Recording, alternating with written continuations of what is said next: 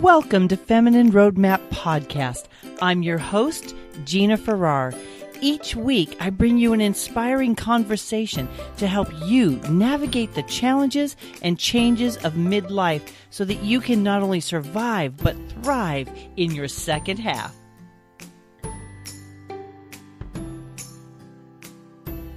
Hello, Feminine Roadmappers. It is Gina here, and today we are going to be talking about listening to your inner voice, breaking down the barriers between the life you're living and the life that could be truer to who you really are, following your dreams, finding your life path, dealing with the fear and vulnerability. And today, to discuss this with me, my guest today is Lydia Dean. She's the founder of Go Philanthropic Travel. She's the co-founder of a nonprofit foundation, Go Philanthropic, and she's the author of Jumping the Picket Fence. So Lydia, thank you so much for saying yes to me today. Well, thank you so much for having me. I'm excited to be here. It is my pleasure. Now, Lydia, just for those of you who are listening, she is living in France. And we've had the opportunity to get to know each other a little bit. So I'm going to have her tell you the story of how she ended up in France. And then Lydia and I are going to dive into how her journey has taught her some of these lessons about listening to your inner voice and facing that fear. And look at this, she's still alive even after facing those fears. She didn't die, so that's good. So why don't you let my listeners and my tribe know a little bit about you and what led you on this journey to really pursue this very different calling than what you started out doing? Mm-hmm. Well, I'll say that it began when I was little and always sort of was super fascinated with what I'll call the caretakers of the world. I loved and was fascinated with Mahatma Gandhi, Mother Teresa. I mean, a real just kind of a deep respect for their wisdom and their insight. And I felt like they were truth seekers. So I know that was in me very early on, but I would say, whenever whenever that is, when you stop kind of dreaming.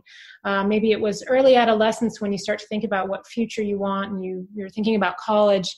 I got on that track that you get on to begin to replace kind of those early dreams with something else. So I got married, had a sales job out of college, then was quickly self-employed. We were running our own executive search consultancy.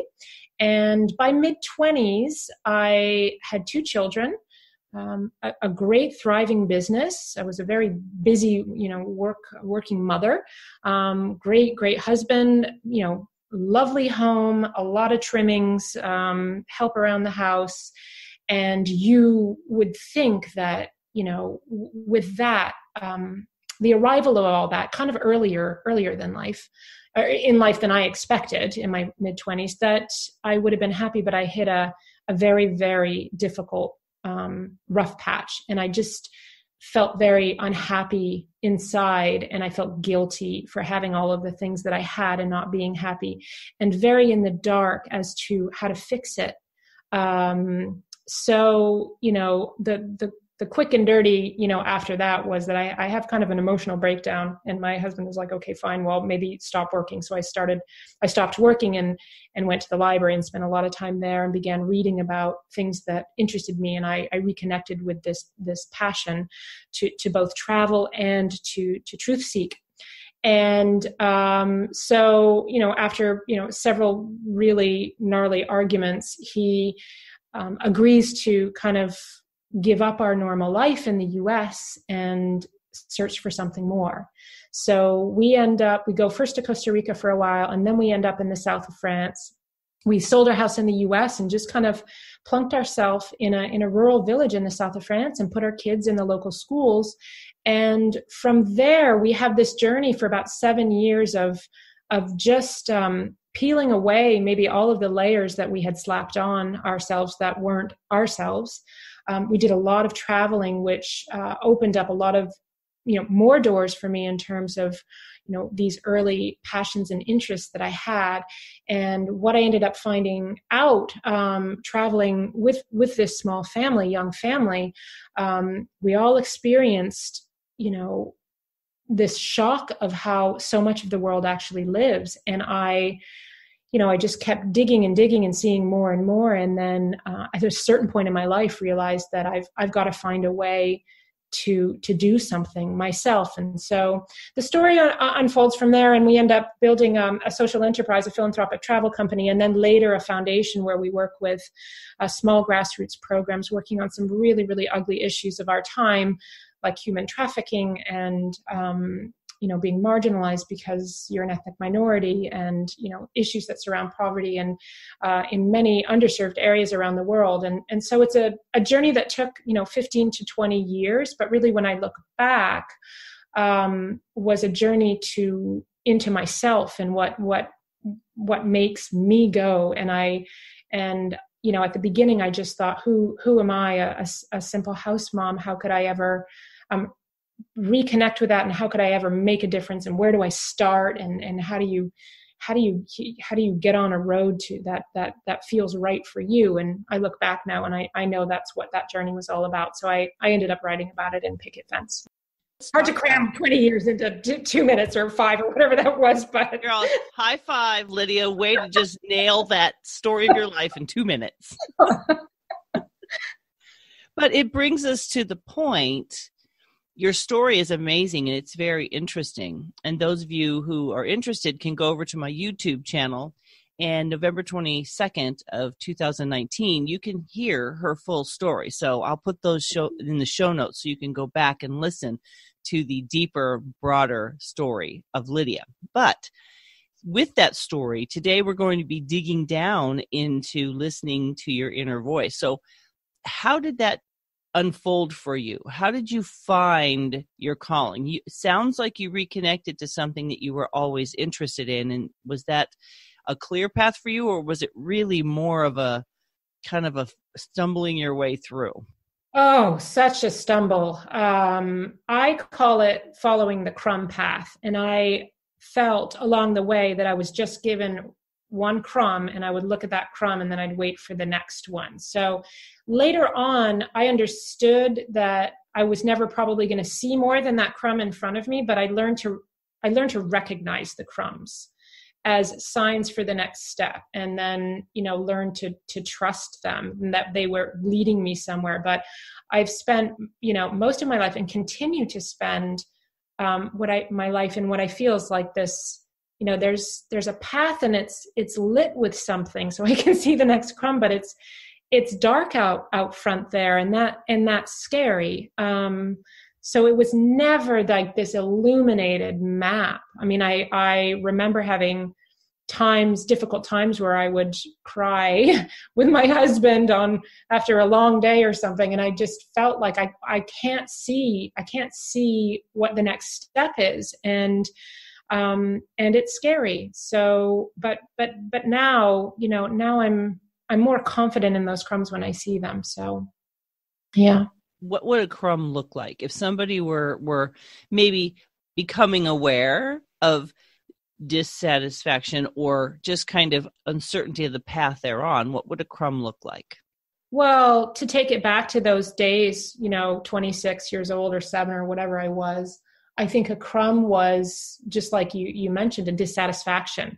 Like that was a crumb, because it makes you think, well, why? I mean, what is this? The crumbs during that period of knowing that something had to change and not knowing how or where it was going, it was just, those crumbs were unhappiness and not being able to turn away from that unhappiness. Now, I think that at certain periods in our life, we get those crumbs, but we ignore them or push them away, brush them away, or numb them away, or whatever it is. But I think I'd hit such a wall that I couldn't. It was just in me and bubbling up that there was no hiding it. So I had to face that unhappiness, and I had to figure out, what to do about it. So, stopping work for a spell was a reaction to that, which was really actually positive. And then I had to face, hanging out with the kids and being a mother. And realized that I was a little bit scared about doing that because they had been put in daycare early on. And I felt more confident as, behind my desk than I did, with them. And that was really, I remember that specifically thinking, I don't know if I'm going to be very good at this. So, the motherhood piece, I think is as much of a kind of a storyline as the listening to my inner voice, which led me to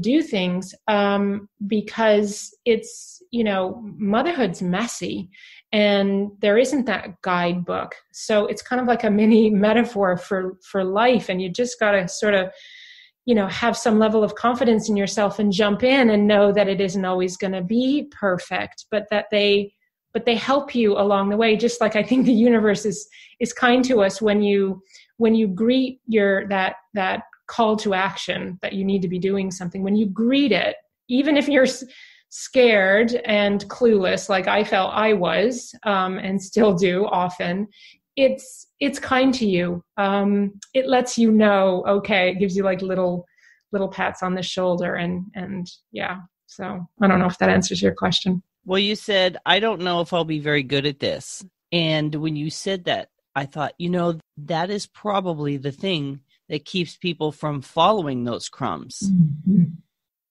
And how does one begin to think possibility instead of I don't know if I can? Well, that brings me right to one of these big fights that I had with my husband, John, at the time, because possibility came in questions. I remember saying to him, what if we lived somewhere else, or what if we saved some money and traveled for the world and just opened our eyes to discover what was out there. We're making a decision about the rest of our lives, but we haven't even seen any of it yet. Like, that's dumb. We don't know what's out there. Maybe there's something that feels better than this. And so questioning it, finding the possibilities, I think starts with being brave enough to question it. And I was beginning to question it myself, but the tough part was throwing that question out to him. And I really was threatening what he had built for himself and for us, but these were his dreams too. So, you have to ask yourself, what if?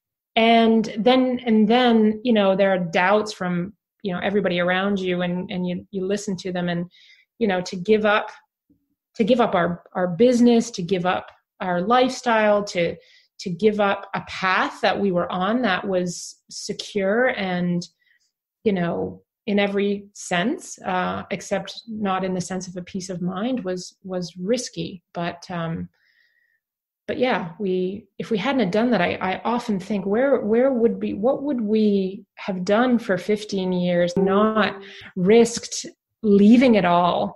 And I'm very thankful. I'm very thankful that I asked the questions and pushed the limit, but I'm very thankful that he was open to listening. And I don't know if I could have made that jump alone. I mean, I couldn't. I had a family. I wasn't going to walk away from them. So yeah, willingness to face the questions. I think it's hard sometimes. What if? What is a good starting point when the question comes up? Because for you, like you said, you took a huge leap. You completely altered your life. But I would say that not everyone's going to have to take that drastic of a measure necessarily, right? Sure. To change their life. They might, but they might not. And so I think there's also that not comparing your journey to someone else's, because when it comes down to the things that we want to do, we deep in our heart, there's a personalized journey, a path that each one of us goes on. And you brought up an interesting point that, your husband was willing to partner with you. Yeah. And that is something that maybe we can talk about. How does one get their loved ones on board with these bigger dreams, these bigger ideas that they are wanting to pursue? Gosh, so maybe I'll answer that question first, because that's where my mind is going. I think that listening, I mean, really listening to each other, is not something that comes easily to any of us. But when we realize how fragile this life is and how short this lifetime is, um, listening to ourselves, number one, and honoring what our voices are saying to ourselves, number one, listening to that and being able to share that, and also, in our own journeys, wanting to help our loved ones around us achieve what they want to achieve. It might not be that we can put our priorities always first. It could be that, like he did, he put mine first.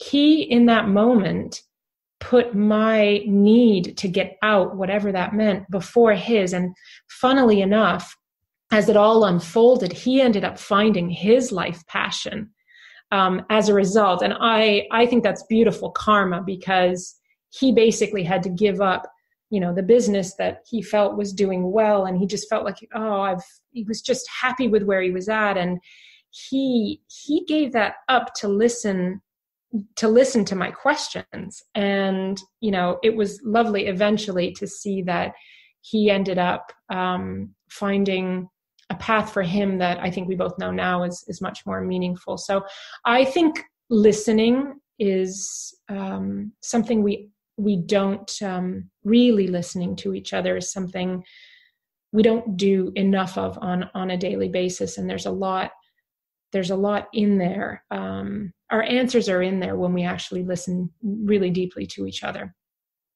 I agree wholeheartedly. And you mentioned the word messy earlier.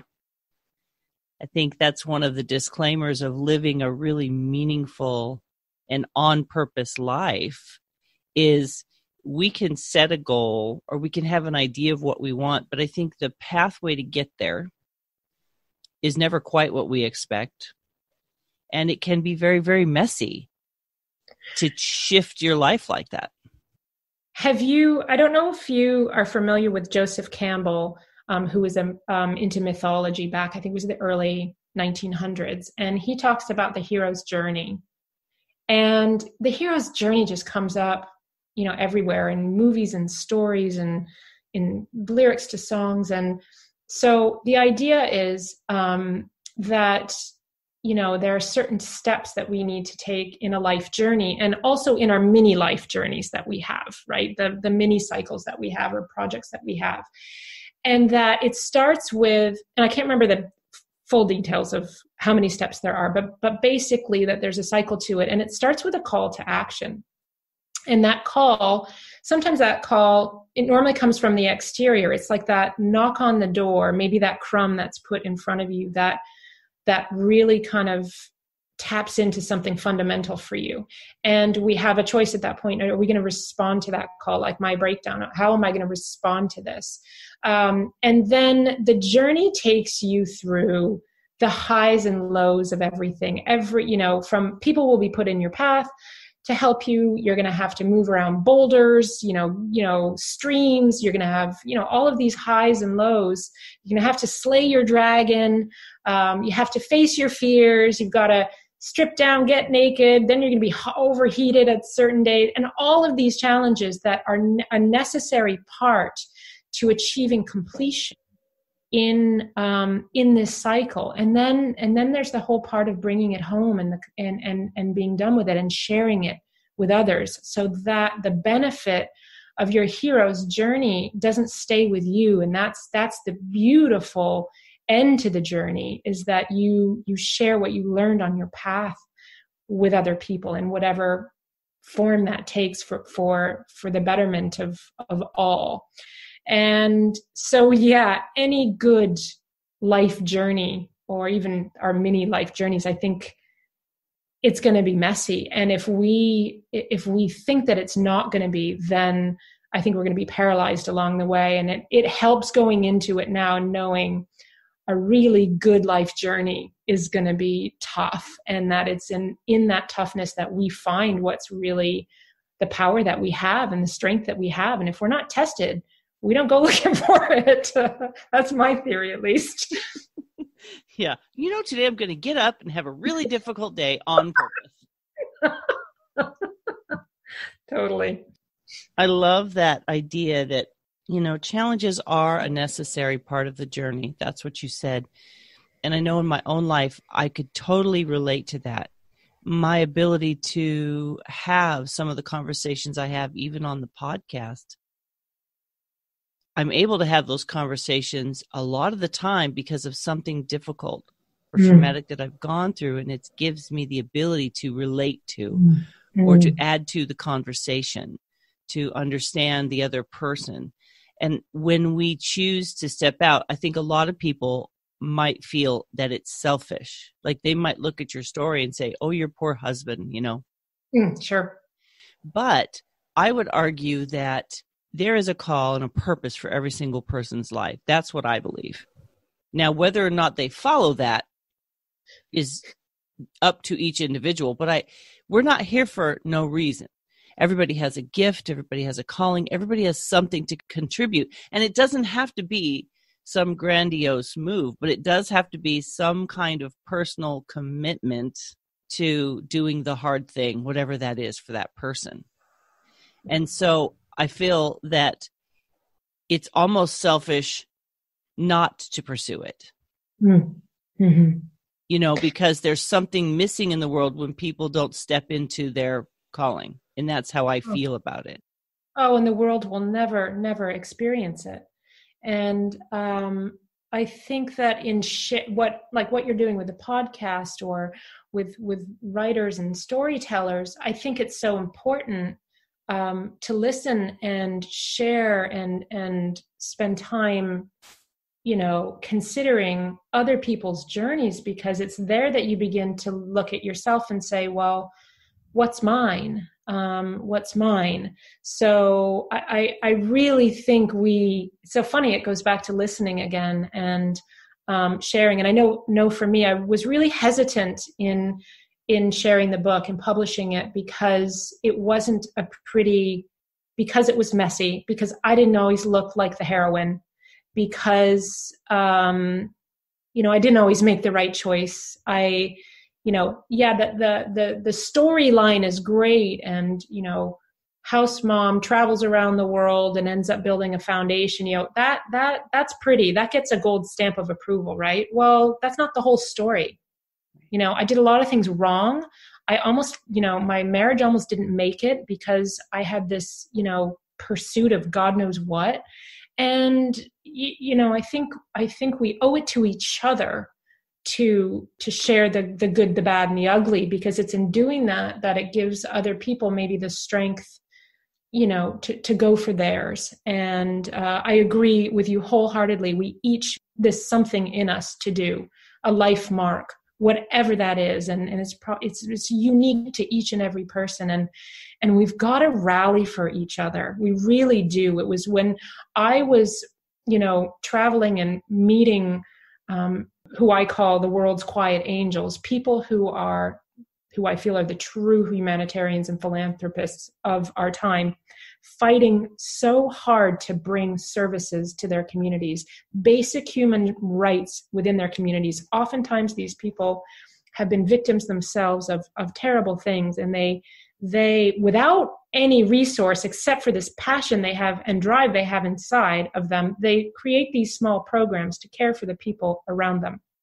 And our foundation now helps these programs to thrive and do more of what they already do. But when I was discovering these amazing human beings working in just such tough conditions, I was so humbled by their strength and courage. And it really did make me wonder how much of that was untapped in myself, yet I have all these privileges. So it made me really look at myself and say, my gosh, if these amazing people can do this and with not a whole lot of help, then why should I fly beneath my radar? Like the least I could do is be the best I can be and hold hands with them. So it was really encouraging. It was really encouraging to be in the presence of others and hear their stories. So yeah. I love that question. Why should I fly beneath my radar?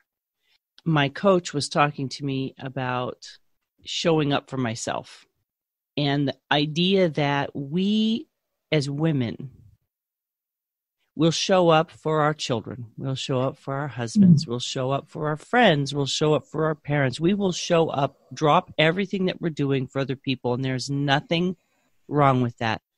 That is absolutely part of our calling. It is for me anyway. But that's where the selfish piece comes in. It feels selfish to say no to someone else to do something for us. Yeah. But I think that that's the next level of learning for women going into midlife or already in midlife. You know, you hit this point and you have become the person that everyone comes to. You do everything. You are everything. You're fulfilling other people's needs. You're helping them get to their dreams. And those are all beautiful, wonderful things. But when you have that feeling, you know, that niggling inside of you, like something is just missing a little bit. And maybe a woman is feeling guilty about not being satisfied with helping other people. I think that conversation about it's actually selfish not to be all that you're meant to be. Yeah. And how do we transition as women to doing everything for everyone and making space for ourselves? Well, that actually was something that I had a terrible, terrible time with, even during these years of building a foundation and doing humanitarian work. I think it's really only in the past 4 years that I've allowed myself to what do you want to call it? How did you put it? I don't know, even in all of this beautiful building of this great stuff, it was doing for others. And I hid behind that for most of my career. And, you know, to be able to come out and shine your own light, just your own little light, whatever that is, that's a tough thing to do when it's much easier to caretake.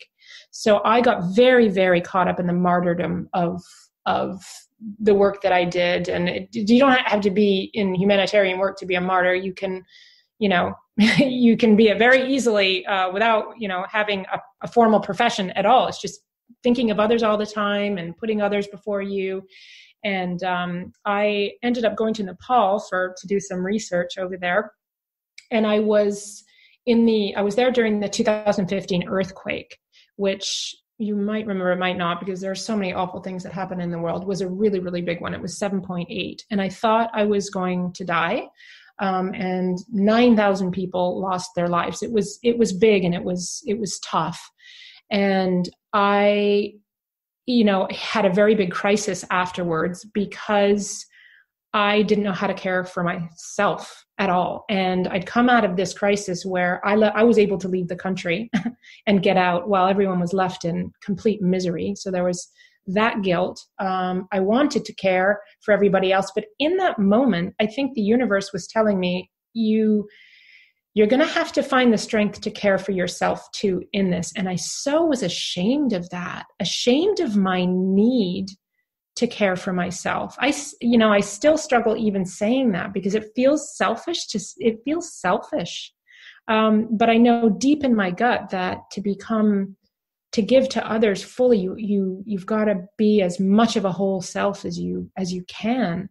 But why, like you say, why is that so hard? But there's a quote out there, and I can't remember who.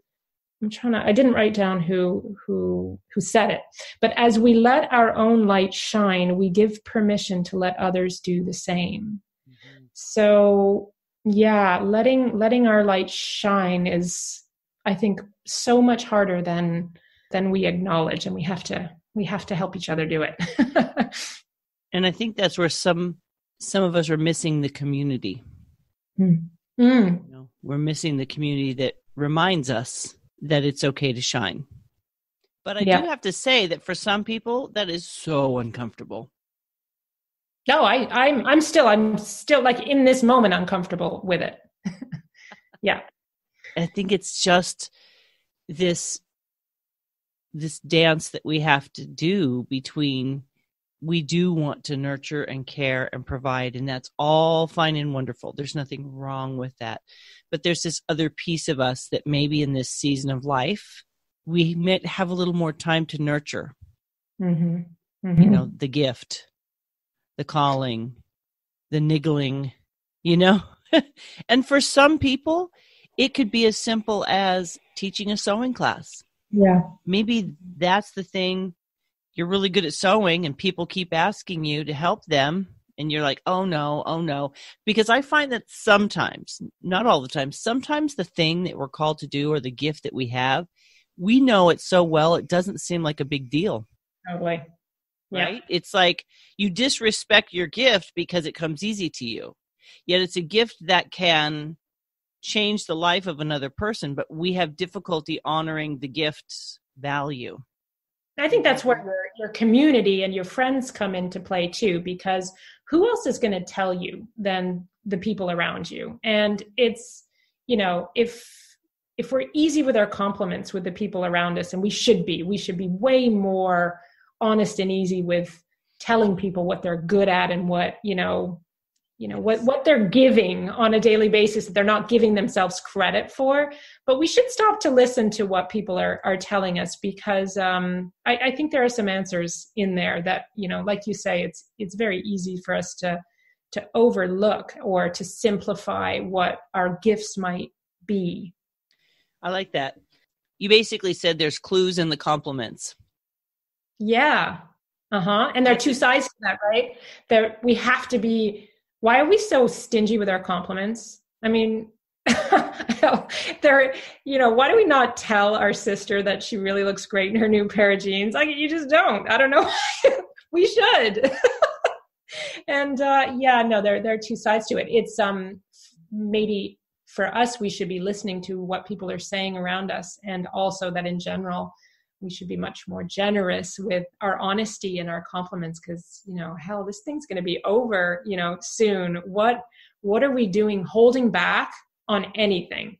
Like ourselves, our generosity? Yeah, like that was one thing that actually really came out of that experience in Nepal for me. Was I remember writing down that month when I was just a mess afterwards. What am I holding back on? What do I want to do with the rest of my life? And luckily, it actually wasn't for me changing much of what I did during the day, but it was changing how I saw myself and the time that I took probably to listen to others. Yeah. What are we doing holding back with anything? I have that same sense of there's a tempo in my spirit.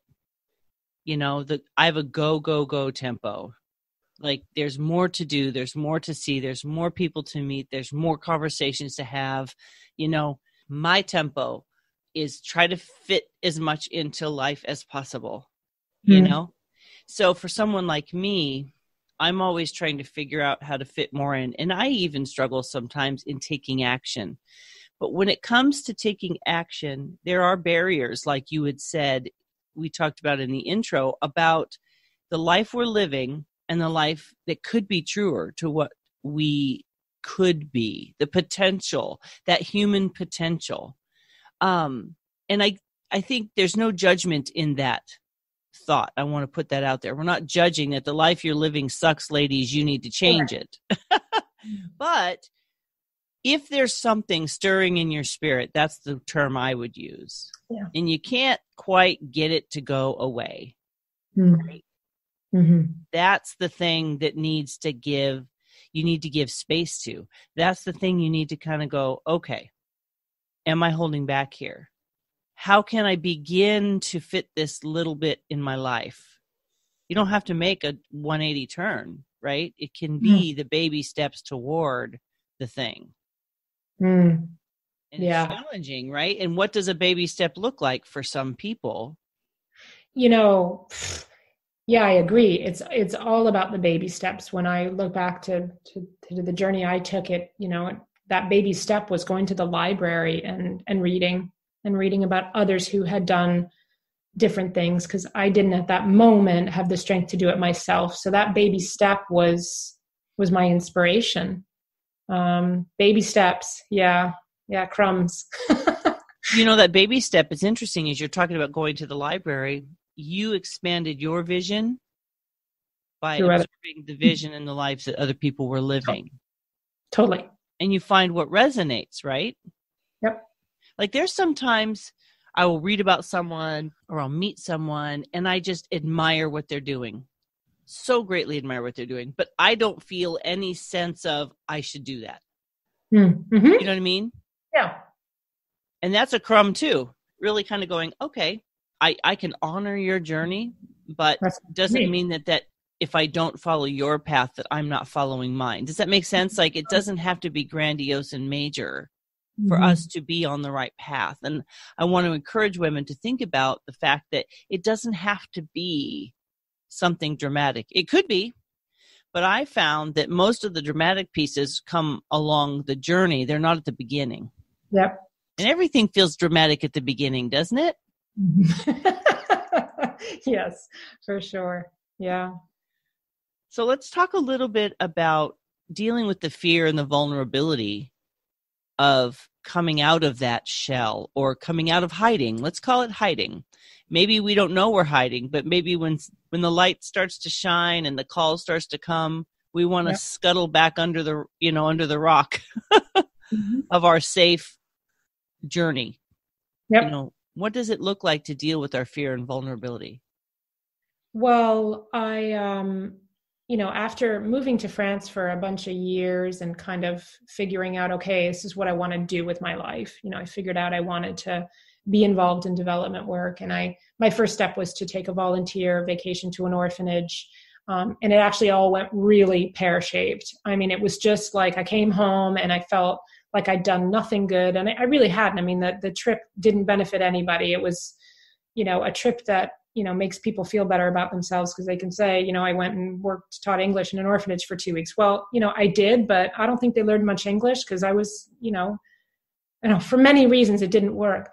So, but anyway, so I knew that I wanted to do something or create something better than what I was offered. And I thought it was such a shame that those in my group had taken 2 weeks out of their lives to really with a great intention to give back and really wanted to do something that mattered. And what we came away with and did, it didn't. There was a better way to do something. But I didn't know where to start. I had no background in nonprofit work. I didn't even really know how to pronounce the word philanthropy.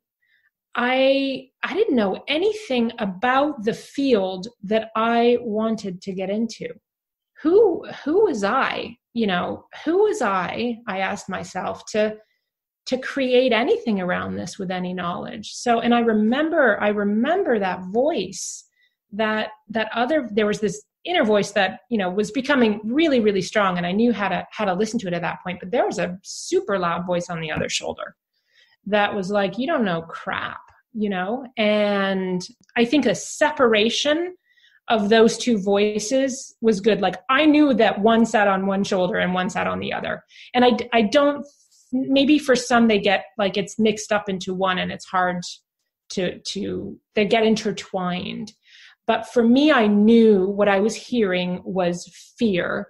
And I just felt like there was something much greater at work. And it wasn't, the work that had to be done wasn't just for me, it was for others. And so there was something really, like, for me, it felt like I've got to do this. I can't not do this. There's too much wrong with the world to sit on the frickin' sidelines here. So I just dissected it like a project and, dove into reading about what I didn't know.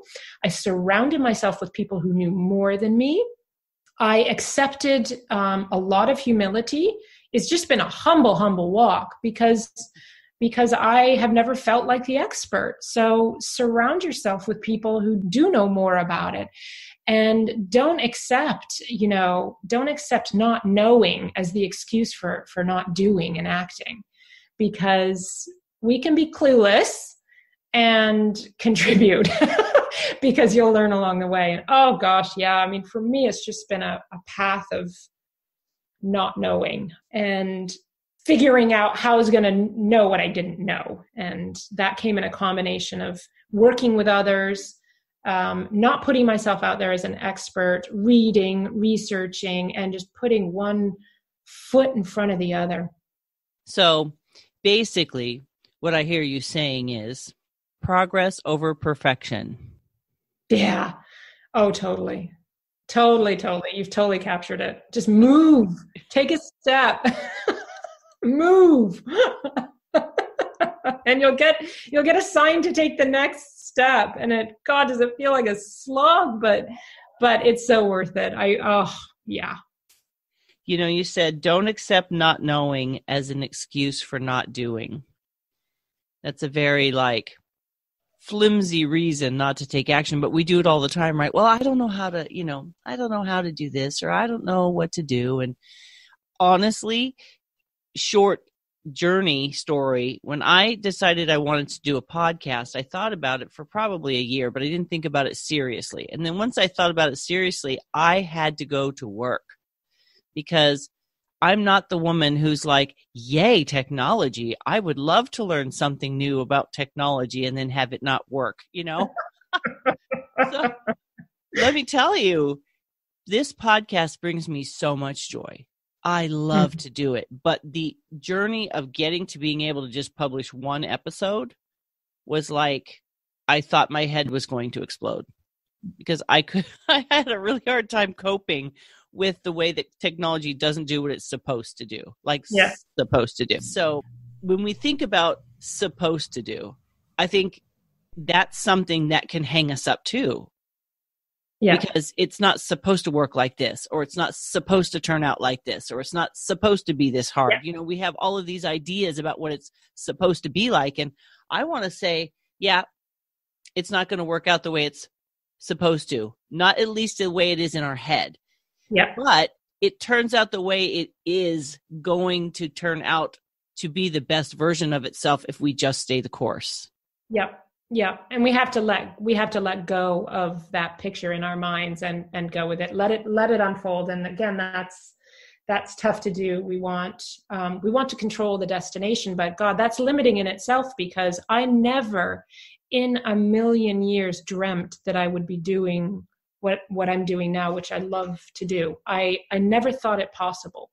So when I started out in it, I thought I would be, running a philanthropic travel company, which is what I did in the beginning, but it grew into a foundation. It grew into, really committing to understanding what happens out there, and to really understanding how we can best support other people's visions in places where we couldn't dream of having the answers for them. I didn't know that going into it. I thought, those of us in the Western world who have more opportunity and resource, that we can just plug the extra that we have over in places that, don't have as much, and that's the solution. And, I got to tell you, we were way off the mark, and the whole journey had been around actually discovering how people can do for themselves, and how do you support that? So, like you say, I mean, you've just gotta muck in and let the story unfold the way that it's meant to, and jot down the lessons that you're learning along the way. And thank God it didn't end up the way that I had wanted it to in the beginning, because I was off base, and I ended up learning so much more by just going with it and let it take you where it's meant to take you. I think it's really being comfortable with, and you mentioned this earlier, but being comfortable with the humility in the process. When you're used to being the one everybody comes to for advice or comfort or whatever, now you're stepping out and saying, yep, I know nothing. And being willing to learn again. But I do have to say, and I know you will agree with me, there's such a joy. There's moments of joy in there the way that the journey twists and turns can be challenging, but there's also those moments of, wow, you're just in awe of what you've experienced or people that you meet. Or you look back and you think, holy cow, how in the world? But I'm so grateful that I did. And clarity doesn't come at the beginning. So true. Of course it doesn't. No. No, we think we might have it all clear, but we really don't. Yeah. I have found clarity is a journey too. Yeah. Yeah. Oh, because wouldn't you agree, Lydia, that as you take action, it's almost like, okay, I think I'm going to the left, and I take action toward the left, and then all of a sudden you realize something isn't quite right. Like you said, your thought was, this is how I'm going to do things. This is the impact I'm going to have. But as you moved in that direction, something said, no, that's not quite right. And as you lean into the learning, the clarity continues to grow. And for some things, you'll get really great clarity around the thing you're doing. And then at some point, there might be a shift in that clarity of what you're doing. And you may end up, like you said, you started with one thing, and then it led to this nonprofit, right? And so now you had complete clarity, let's say, but now there's a shift. So you're ready, if you will, for that next level or that next step or that next iteration of what it is that you're doing. Yeah. And I don't know. Tell you the iterations I've been through. How about you? Yeah, I'm waiting for them to stop, but they, I don't know. They just don't, and yeah, maybe they shouldn't. But what is it about the journey that you could encourage women, like, not to be afraid? Because it is going to be uncomfortable. Wouldn't you agree? Oh, I would expect discomfort. So if there's my advice would be that if you want to truly connect with this place and purpose for yourself, and that that you're willing to find it, expect it's going to be a super bumpy ride. That's part of the deal. But isn't that better than not ever knowing what you have in you? I mean, isn't it better? And all you have, all I think we're asked to do is take that one step in the moment. We are not asked to figure it all out on step one. We are absolutely not. It's just the baby step. It's just take the crumb and look around and look for the next one. And it's really, when you look back, there's something beautiful there. But yeah, we have to quit fearing. We have got to make use of all of the time that we have here. We have got to follow our own light. We've got to find our humble spot where we are. We embrace humility, but at the same time we shine. And I think it's that balance between humility and shining that is, such a sacred, incredible place. It is there that I think we find ourselves, and maybe the journey is that it's to us and who we need to be and the great that we can each be. I would say that you can't always measure the level of greatness and how that impacts the world. Like, it's just a journey of obedience to the call and allowing the outcome, the impacts, the greatness quotient, if you will, to be what it's going to be. I can't control how someone's going to receive my message. I can't control who's going to listen to my podcast. I can't control who's going to like my podcast. I can only put out my podcast, get better at it, find the people that I think are interesting and have something to say. Part of my journey is helping magnify other people's messages. That's something that I like to do. But I don't have any control once it goes out in the airwaves. Sure. Right? So I think it's the same thing in everybody's journey. I think we have potential expectations of what the outcomes will be, right? What will come from it. And one of the things we talked about before we hit record that I definitely want to touch on is how our growth impacts our current relationships, or could impact our current relationships. there is a cost sometimes to moving toward your dreams, because you and I talked about, again, before we hit record, that sometimes when we grow, the people around us, as our light begins to shine, the light actually illuminates where they feel unhappy, uncomfortable, dissatisfied. So if we don't change, people don't have to face those things. But when we begin to change and our light kind of turns up a little bit, there will be people who that light makes them very uncomfortable, and the relationship may change because of it, not because you've done anything wrong, but because they're not ready to deal with their own inner dissatisfaction. And I don't know that it's our job to make that happen. So, and I think in that moment of discomfort where we're feeling like people might be reacting to that shine or that change, or if you're, taking a brave and courageous new step and you're finding that the people around you are maybe not reacting or as supportive as you want,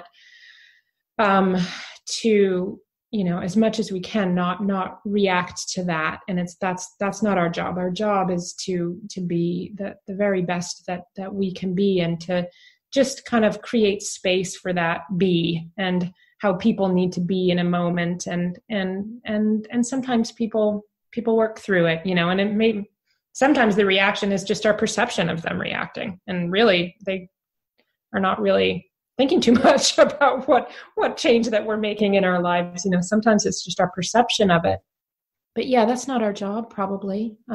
We got one big one, and that's with ourselves. And that's enough work, isn't it? Right? That's a lifetime of work right there, all by itself. But, I think my point is there are potential risks, there are potential losses, but there are also potential wins. And the wins will come. And the wins will be things maybe we don't potentially even know. Because you even said, when you look back, you're just blown away. You could have never imagined some of the things that you've accomplished or experienced. Like, our imagination comes from what we know and what we've experienced. So this journey is outside of what we know and what we've experienced. And there's an agreement with the unknown. Mm-hmm. Right?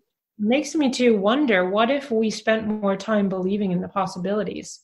Because I never, at the beginning, I didn't believe I could do anything very meaningful apart from, being a mom. And God, I don't know. I didn't believe this was possible. So imagine if we're better about believing in our own possibilities. Imagine if that starting point of belief was greater.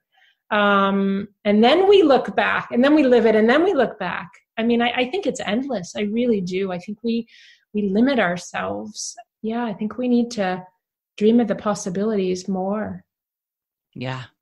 Well, that seems to bring us to the point of, we've had a lot of good conversation around the idea of listening to your inner voice, being willing to break those barriers between where I am and where I want to be. And the fact that fear and vulnerability and humility are all a part of that process. It's not as scary as it sounds, because it tends to come in small bits. It's not like the whole lesson comes. You don't get the whole course in one day. Thank you, Jesus. We would never do anything if it came like that, let me tell you. But I would love to have your 3 takeaways to kind of help a woman navigate the idea of stepping toward that inner voice, like giving that voice space in her outer world. What would those 3 things be? Number 1, I would say, begin to track and listen and make note of what you care about, what makes you cry, what makes you go, what matters to you. So it's hard to find that starting point, but you've got to find it somewhere. It comes in what books you like to read, and what movies you like to watch, and what you laugh at and what you cry at. Begin to really feel inside what matters to you. And And then I think the universe is so wonderful about opening up the playing field and allowing those calls to action to come to us. We don't need to go to, though I don't know what course to sign up for. I don't know what new job to look for. The minute we open up, I'm sure of it. Those call to actions, they come. It's like a magnet. And, thirdly, Mother Teresa said, life's a challenge, meet it.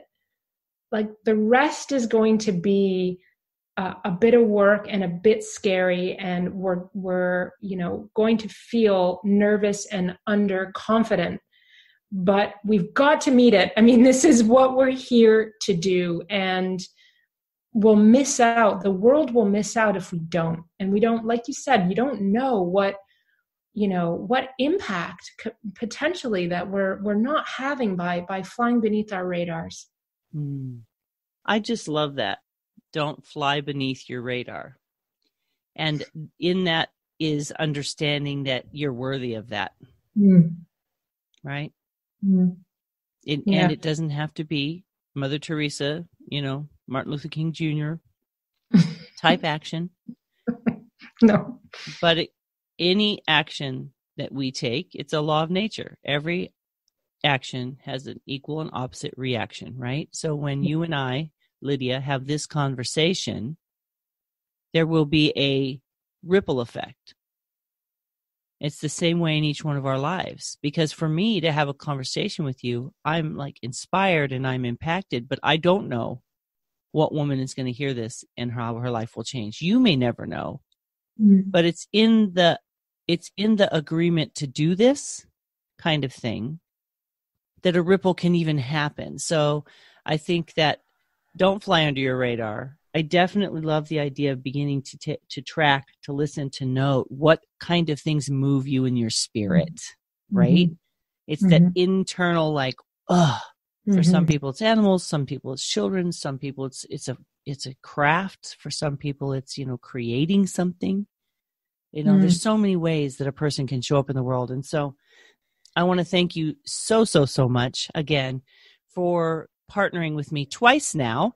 We have your video, which will be linked in the show notes, November 22nd, 2019, about her life. But even on this journey of sharing how you have navigated the sometimes murky waters with fog and rain and hail and sleet, it just feels like it when we're in the moment. But what beautiful things have been on the other side. And I thank you for sharing that journey so authentically with myself and with my tribe. I appreciate that. Well, thank you likewise for all you're doing, because without this platform, then, the stories don't spread. And so, yeah, what you're doing is very important. And I'm just very honored to be here. It is completely my pleasure. So today I've been speaking with Lydia Dean. She's the founder of Go Philanthropic Travel. She's the co-founder of a nonprofit foundation, Go Philanthropic. She's the author of Jumping the Picket Fence. And if you head over to www.feminineroadmap.com/episode 134, in the show notes, I will have links to all things Lydia. So if you're interested in seeing what she does and how to get involved, please head over there, and the links to her website will be there. Also, while you're there, please leave your name and email address. Join my tribe. I periodically send out emails. I'm trying to get more consistent, but in the meantime, I have a gift for you. And friends, please share these stories. Please sit down, grab a cup of something wonderful with a girlfriend, and listen to these podcasts with other women who are searching for navigation tools for this thing that we call life. Let's create the community of support and encouragement, and let's help shine each other's light. Let's help lift the gifts to the forefront of each of our lives. And remember to ask yourself, what are you holding back on? Don't be afraid to be all that you're created to be. Trust the journey, honor the process, bring the joy to your daily life, and find people who want to take that journey with you. And so thank you for allowing Feminine Roadmap to be a part of your journey. I'm grateful that you're here each week listening. And I ask that you take the action that's in your heart to take as well. I look forward to sharing more and more conversations with you each week. Until we speak again, have a great week, my friends. Take care. Bye-bye.